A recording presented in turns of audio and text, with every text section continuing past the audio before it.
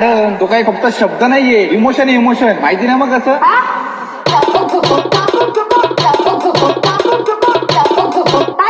मी कधी नाही केलेलं हे गाणं अजून. नहीं फारूक ये यहाँ कुछ तो गड़बड़ है, जरूर कोई ना कोई गड़बड़. पुढेच केलंय चेटिंग अण्णा सावट जातो ट्रेनिंग कॉम्पिटिशनला माझ्या पुढं नाही चालत डान्सिंग